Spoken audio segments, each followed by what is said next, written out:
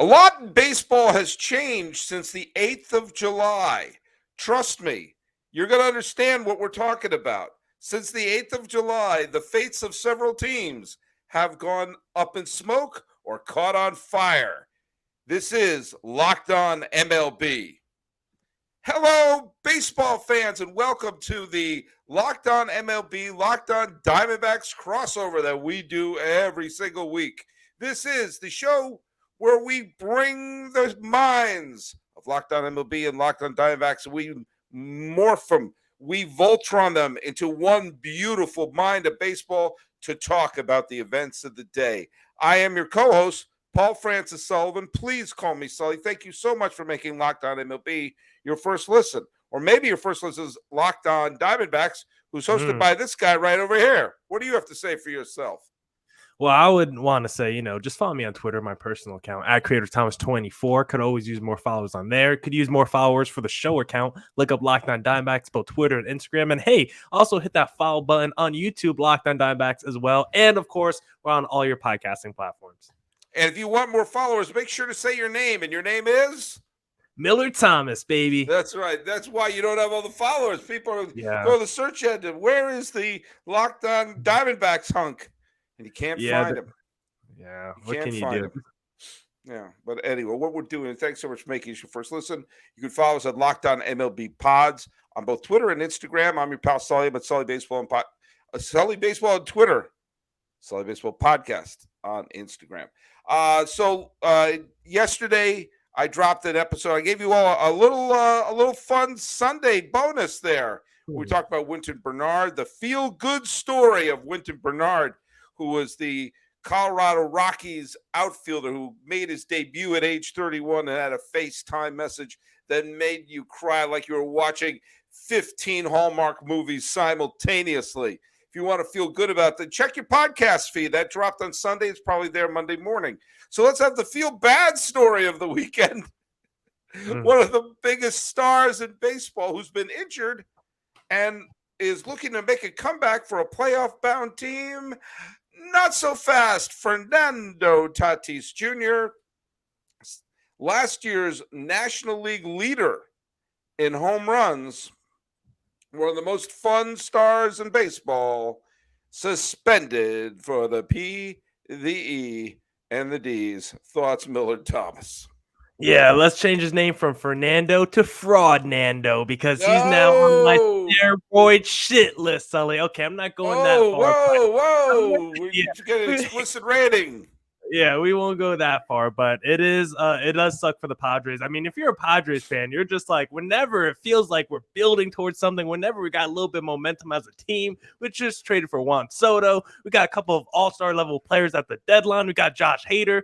We are working our way to a potential championship run. All we need is our final piece, our superstar, Fernando Tatis Jr., to be inserted into our lineup. Then we're taking off. We're making our run, and what happens? Fernando Tatis gets caught with a little PEDs. Apparently, he's trying to treat a little ringworm. I don't know what situation Tatis got going on over there, but he took something he shouldn't have. And now, not only are we not going to see him for this season because of the injuries and now the suspension, but we're not going to see him for like the first 40 games of next year. So just an unfortunate situation all around for Padres fans. Yeah, I know. I mean, like, look, at every time a Padre fan thinks things are starting to go their way, they get a proverbial kick to the groin. Look, at San Diego is still right now one of the playoff teams.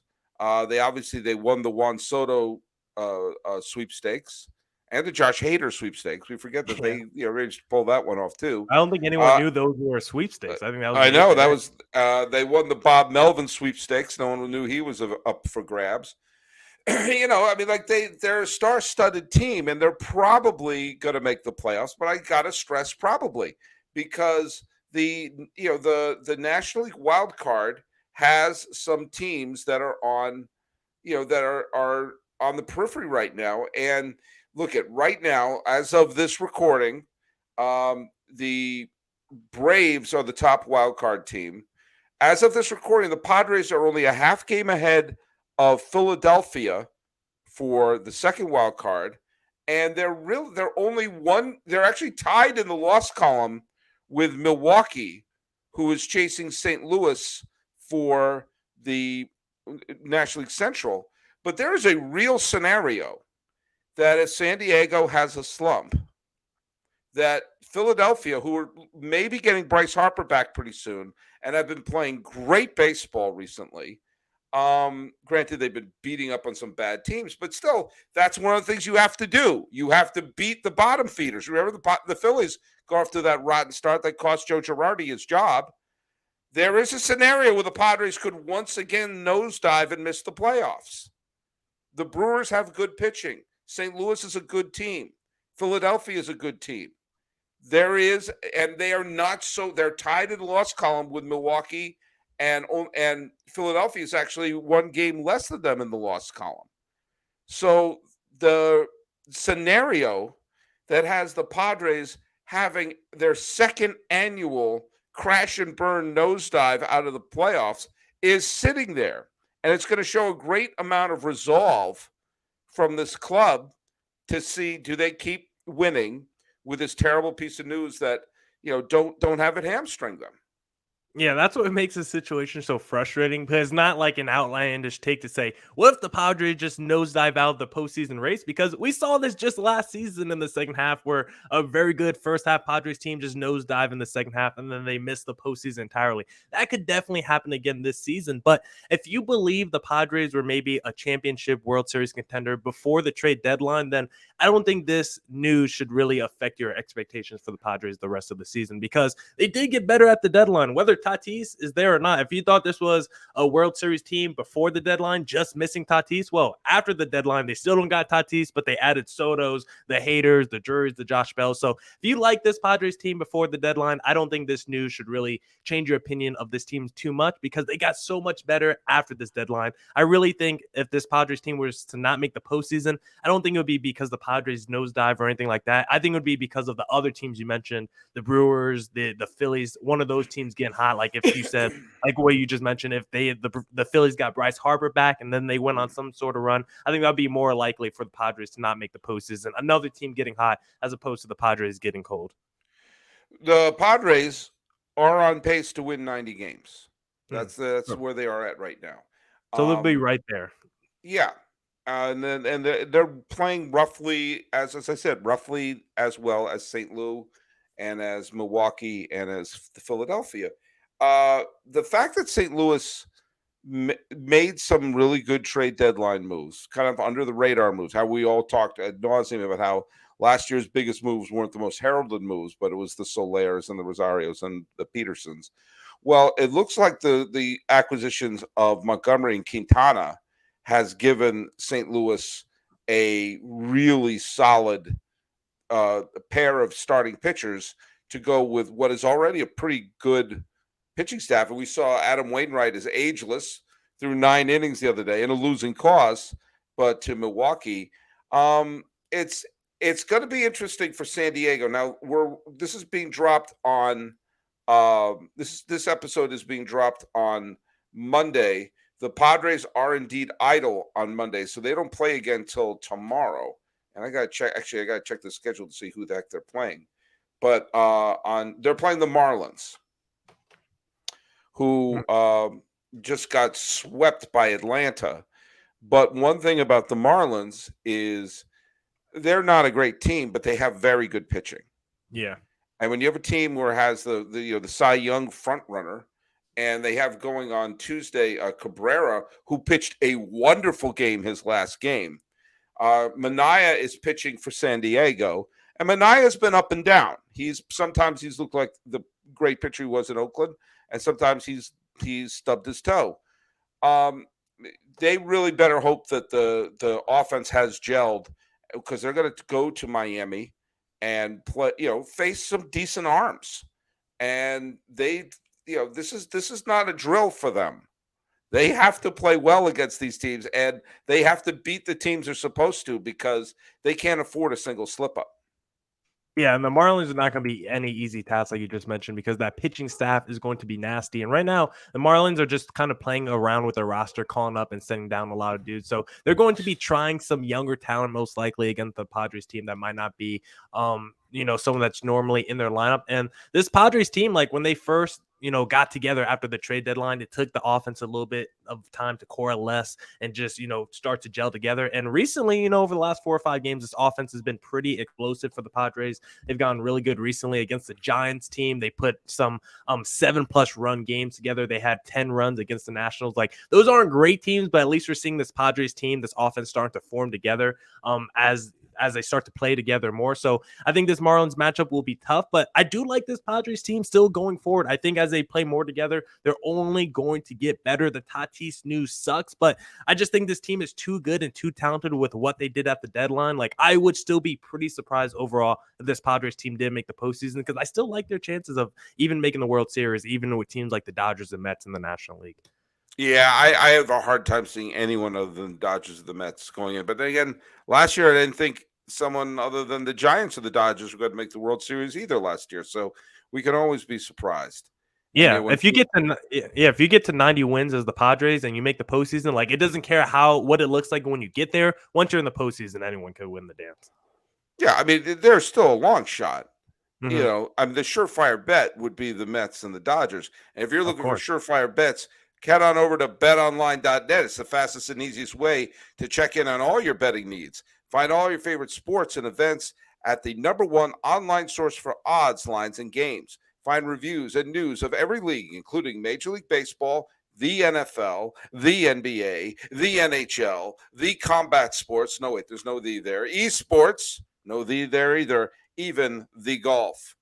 BetOnline continues to be the top online resource for all your sports wagering information, from live in-game betting, scores, and podcasts. They have you covered. Head to BetOnline today or use your mobile device to learn more about the action happening today. BetOnline, it's where the game starts. The top of the show, I teased a date. The date that I teased, pop quiz, what was the date that I teased? I want to say July 8th. July 8th would be correct, because a lot of things have happened since July 8th. At that time, the New York Yankees were not just the best team in baseball. It was insane how good they were. They were 61-23. They were nearly 40 games above 500. They were on pace to win something like 118 games. Like Houston was on pace to win 100 some odd games, and they were 5.5 back of the Yankees at that point. The Minnesota Twins had the 3rd best record in the American League, and the Cleveland Guardians, almost said it, and the Baltimore Indians, no, the Orioles, were both sub 500 teams at that point. Now, since then, the New York Yankees have, I'm talking at this point about nearly a 30-game sample size, okay? And actually for the Yankees, it's more than a 30-game sample size. So that's a month sample size. It's not like a bad week. Any team can have a bad week. The 1998 Yankees, the most complete team I ever saw in my life, had a couple of bad weeks, okay? This is a month, and the only 3 teams in baseball who have had a worse 30-some-odd games since the 8th of July have been the Detroit Tigers, who aren't even trying. Fire their GM. The Miami Marlins, who sometimes play 2 lineups a game, and the Washington Nationals, who are a minor league team.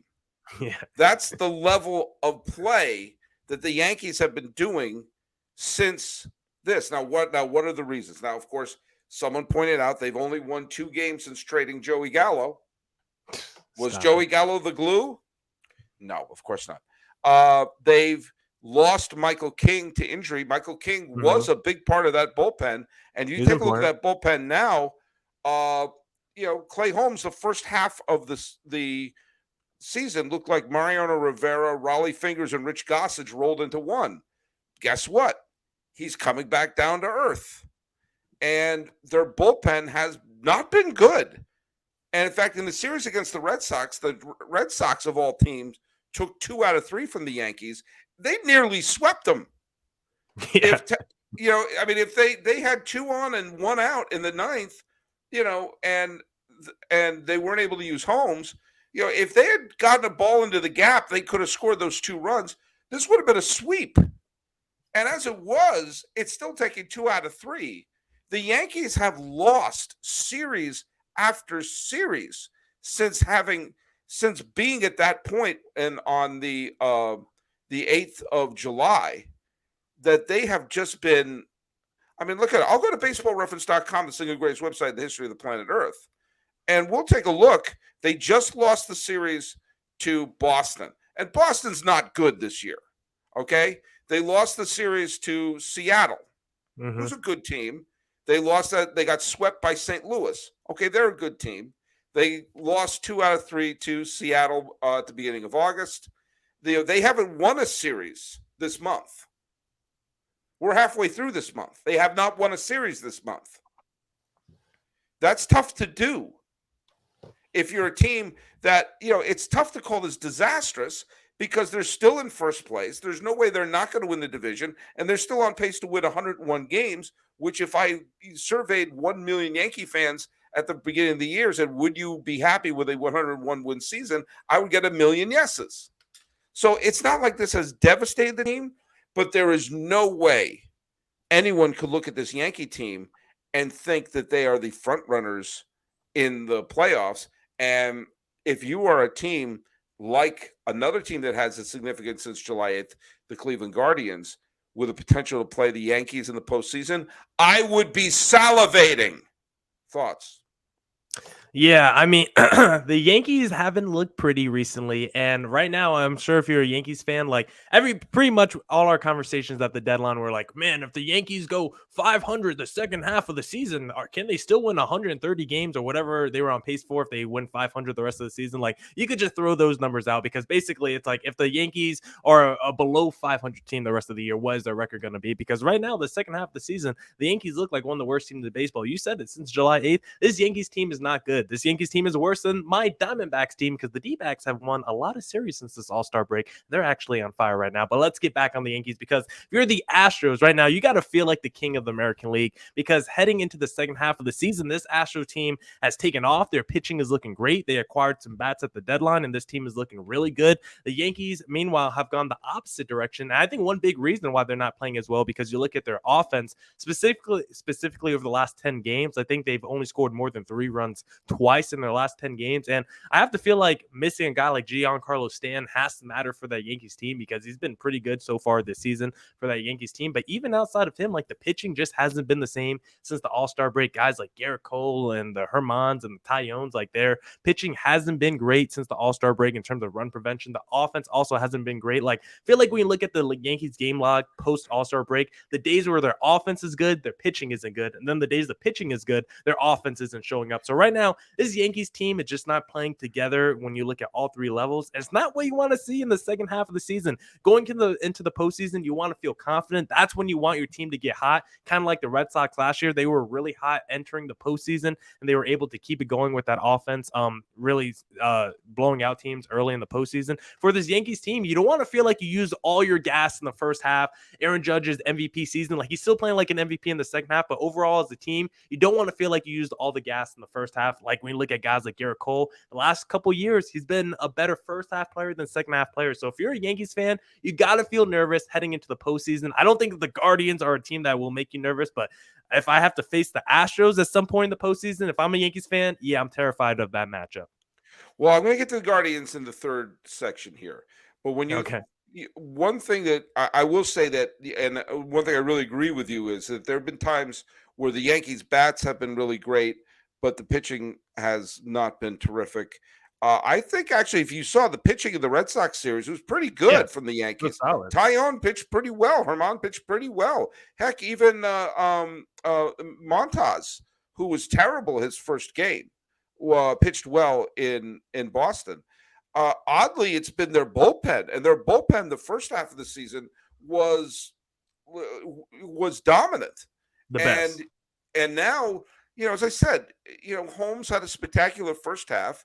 They're figuring them out, and they, and they haven't got the timely hit. I really think removing Stanton, lest we forget how great Stanton was down the stretch last year. And in fact, Mhm. he was the one who really showed up No, wild card. in the wild card. He nearly hit 3 Mhm. home runs that game. Yeah, he was a beast And that game. and if you had him and you had Judge, this would be, I mean, they would still be on pace to win 100. So what, 108 games? I mean, they're still on pace to win 100 some odd games. It's tough to talk about like it's a disaster, but I'm just, that front runner element is gone from them. When you take a look at the Astros and can we all give Dusty Baker a little credit? Can we give the man credit finally for being a very good manager? Maybe not a Mhm. good in-game tactician, but a very good manager. Okay, walked into that impossible situation in Houston, that impossible, PR situation. Didn't miss a beat. Took him to the World Series last year. Lost Carlos Correa, the leader of that team, and is having a good but not great season out of Altuve. Um, Now here they are. They have the best record in the American League, and if you go into a postseason series, you're going to start Verlander, who's yet again a Cy Young contender. Framber Valdez is your 2. Urquidy, Garcia, and Javier, some combination of that is 3 and 4. And Lance McCullers Jr. was great the other day, so he could be their 3. All of a sudden, we know they have the good hitting. They have suddenly the deepest pitching staff. I think the Astros are heads and shoulders the best team in the American League right now.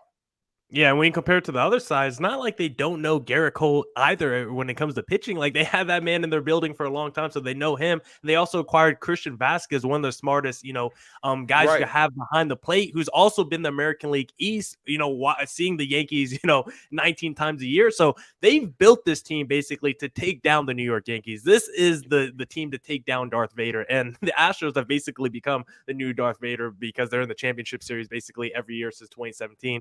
About their cheating scandal as well, so everyone hates the Astros already. But I don't think there's still a team that gets hated more than the New York Yankees. And considering the way the Astros are built, they're the perfect team to take down the Yankees. Their rotation is nasty.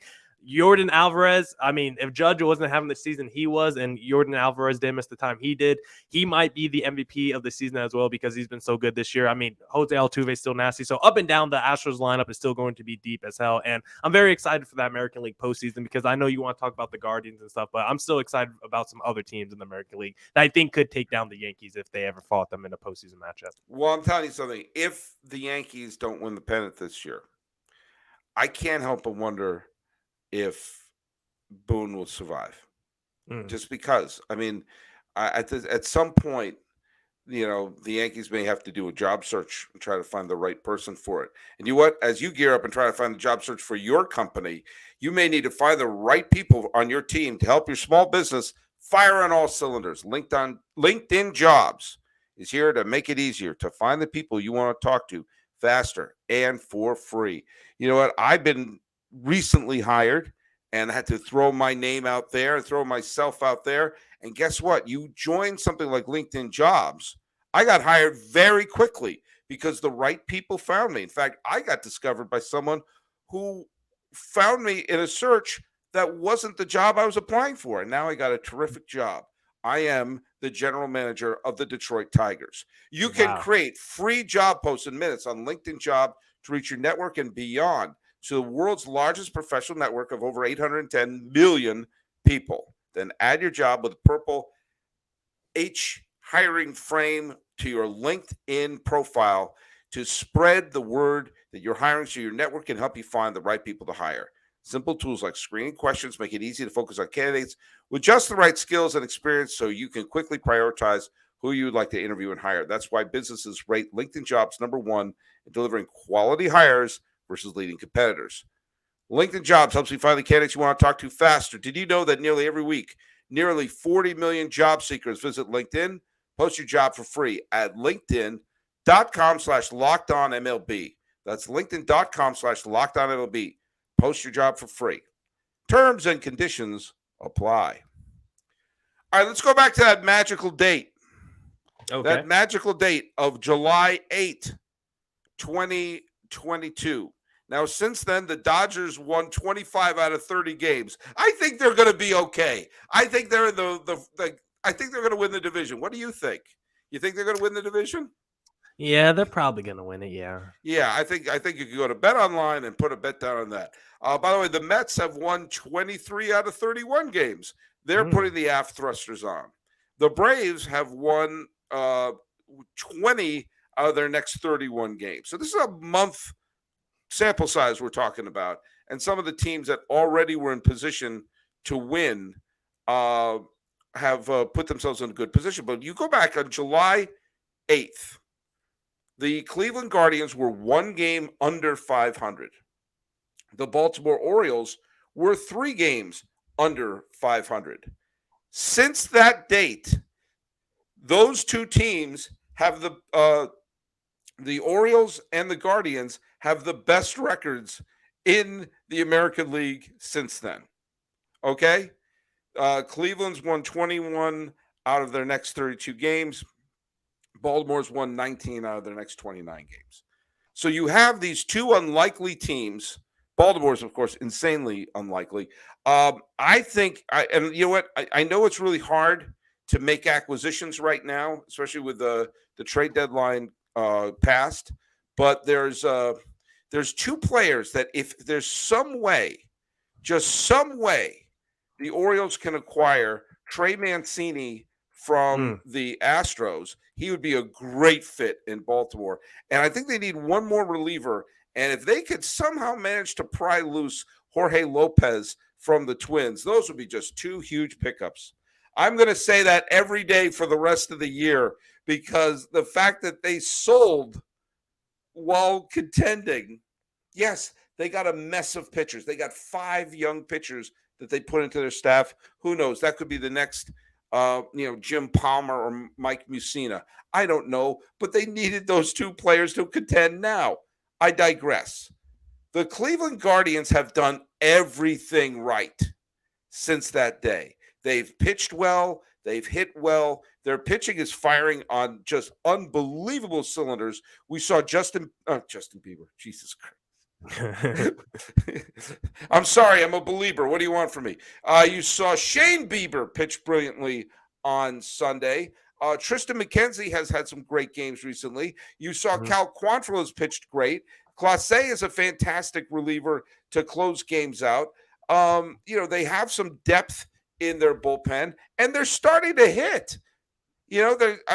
Rosario has got some big hits. Andres Jimenez has got big hits for them. Jose Ramirez, all right, he's no longer on that MVP peak that he was on earlier, but he's still he's still a big-time run producer. And Stephen Kwan, who everyone kind of, dismissed his great start as kind of a Yermain Mercedes fluke, has a decent batting average and an OPS that's approaching 800.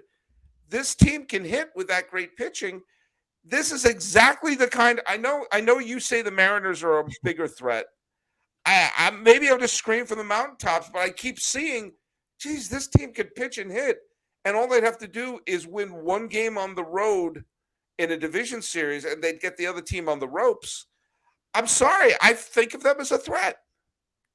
You know what, Sully? After looking at the numbers again, running it through my metric system over here one more time, I'm gonna concede a little bit on the Guardians. After looking at the numbers, I was like, you know what? This rotation's looking pretty nasty. They got 3 legit frontline starters that are performing pretty well. Class is one of the best bullpen guys in the league, and you just look up and down their lineup. They're really getting really good production from a whole bunch of guys outside of Jose Ramirez, like the Jimenezes, like you mentioned, the Nailers, the Quans. Like they actually have a bunch of dudes with like a 750 to like 850 OPS. So if I had to pick a team, because I've really disrespected the American League Central over the last, basically since the start of the season, I still don't love the Central, but if I did have to pick a team, I think it would be the Guardians because I just don't believe in the Twins at all. I don't like the makeup of their talent or their rotation or their lineup, so I'm out on the Twins. The White Sox, I think, have just dealt with too many injuries. The Tony La Russa thing has been weird. I just don't like the vibe around the team, and basically I've picked them to be my dark horse at the AL the last 2 years, and they burned me both, so I'm out on the White Sox as well. So I think the Guardians, if I had to pick a dark horse team out this division, it would be them, and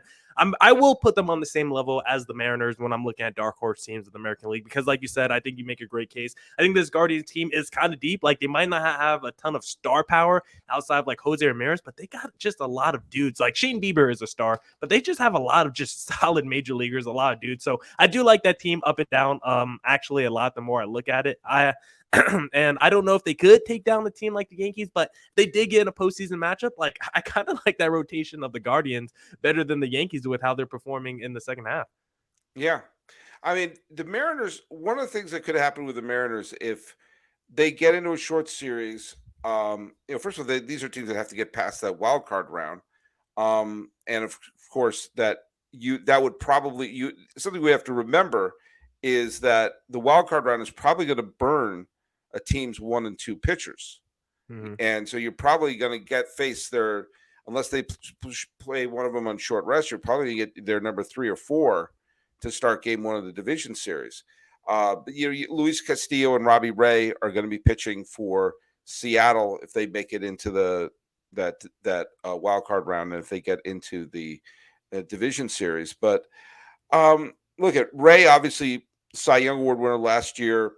Some games this year he looks like a Cy Young Award winner. Sometimes he looks like me. Mm-hmm. So he's had an up and down season. But you know what? It's just the way the Guardians have been winning, and the way that they're not going to blow a late lead.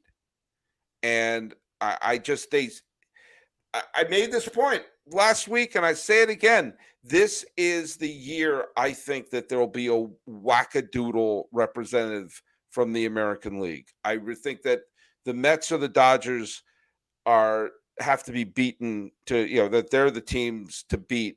The Astros are slowly becoming that. But remember, last year, the Rays looked like they were heads and shoulders better than anybody. They were the only 100-win team in the American League, and they beat the tar out of the Red Sox in game 1 and took a big early lead in game 2. And it looked like, Red Sox fans were saying, well, at least they won the wild card game against the Yankees.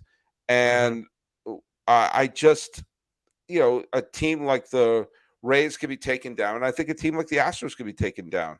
Certainly a team like the Yankees can be taken down. So it's just, it's going to be, I'm a believer in not just Justin Bieber, but in Shane. Okay, there you go. Well, I'll say this. Pretty much after the Houston Astros, I think the Guardians could probably beat any team in the American League, including the New York Yankees, because I don't really look at any team like a powerhouse like that. Because even when the Yankees were rolling, I didn't love the Yankees team, even though they were rolling, like they were undeniable at that point because of how much they were winning and the margins they were winning by. But when I actually looked at their team on paper, like I didn't love that rotation. Like they were getting career seasons out of guys like Nestor Cortez, Jordan Montgomery, and I like Cortez, but I wasn't like a big Montgomery guy. Their lineup after Judge, like it wasn't super strong after like Judge and Stan. Guys like Donaldson wasn't really performing at a high level. So I feel like this Yankees team, like they're and Gallo was a hole. Gallo was a hole in their lineup for a big chunk. But yeah, keep going. So I think we're actually seeing like natural regression with the Yankees as to why they're coming back to the pack. And I look at a team like the Guardians, like on paper, like they just might be straight up better than the New York Yankees. The Yankees as a team were playing better, but individual talent wise, the Guardians might be better. So once we get to the postseason, the individual talent might overcome that team aspect, and the Guardians might actually be a team that rises with the amount of talent that they have once they get to the postseason. So I don't mind them at all, because when I look at the American League as a whole, basically any team outside of the Houston Astros, the Guardians, I think, could take out. And that includes the Yankees in that. I'm going to throw one last thing about the wild card round. I know we got about a month and a half of regular season baseball left before we get to that wild card round. But here's something I would do in terms of how to televise it. And hear me out. Okay. Have them all. I don't even know. They may actually be doing this, and I hope they do, because you'll have 2 wild card series in the American League and 2 in the National. So that's 4 series going on before we have the division series. Okay. Have all 4 games on at the same time. Have them start at the same time, and have access to all the games. Like have one of the local team or whatever is broadcast locally, but have your access to all the games on your subscription. In fact, do a thing. Say, like, if you want to watch all the games on your device, buy a subscription to next year's MLB package. You could do something to rope people in. but have the games not staggered so you have one team playing at 1 in the afternoon and one team playing at 10 o'clock at night. Have them all playing at the same time, because imagine the excitement of those games all happening, every one of them at prime time. And, the local fans mainly care about the local games. You and I, we're the banana boat crazy baseball fans. We want to see all the series. Most people just care about their team. But we're like, oh, we want to see this. Well, buy the package. We're going to buy the package anyway. And so we get the option to watch the games that we want and have a 4-square screen showing all of them at the same time if we want to go truly off the ledge. But having them, like, if you're watching the one team, so, we're going to cut back to see what's happening as the Twins are taking on the Orioles or whatever is happening. Have it all happen at prime time at the same time, and have the intelligence to give the access to the fans who want it. I think that's. No, I was gonna say I think I would need the 4-box thing or like a red zone type thing where we're cutting back and forth during when games are when there's a crazy highlight, because I think but I think the downside would be, knowing baseball, half of those games would probably be blacked out on some channels suddenly. Knowing baseball, stop blackouts altogether. That's the issue. You just know if they played 4 games at once, you wouldn't be able to watch one of them. But you're buying. You're saying, take my money. I'm bringing that into it. If they will make more money by saying, okay, you can watch them all simultaneously, or watch your team. And then you do all your nonsense for the broadcast if you don't do it. Okay. If you just want to watch your local team, like if you're in Minneapolis and you only care about the Twins. I just picked a team that I actually don't think is going to make it. If you're in, but like whichever, if you're in Atlanta, you only care about the Braves, then you'll watch the Braves series and see the highlights. Mm-hmm. But if you're a fan who wants to see everything, there's your option. Say, well, it's all about money. I'm giving you money. You are making money. Yeah, I'm pro the idea. I think if any sport needed like a red zone type thing, I mean, it's baseball more than other, because we literally have 10 games a day every single day. And if there was a one central location, because like MLB tonight does it sort of kind of, but if you had just one channel dedicated to watching all the games at one time, if there was any sport that ever needed that, it would be baseball. We have all the games playing every single day. So Sully, why are you not in the commissioner's office making these kind of decisions? Let's get a campaign going. Sully commissioner. Sully hashtag Sully. Hashtag Sully commissioner. I want that to be trending. But I know one thing. I needed to ask you, Sully, because if you want to start campaigns, like you just said, you need a hashtag, because when you're reading your LinkedIn ad, I know you said like H hiring frame. I was like, I think that's a hashtag. I was reading the copy fast. Yeah, I was reading the copy. I know. I realized after I said it, I was trying to tiptoe through the wet paint. Yeah. I was like, H hiring frame. I can't get how do you stop it? You know what I meant. You all know what I meant. Just go to LinkedIn /LockedOnMLB. Okay. Well, guess what? You've called me out on not reading the copy properly, but I'm going to call you out to let people know where they can find you.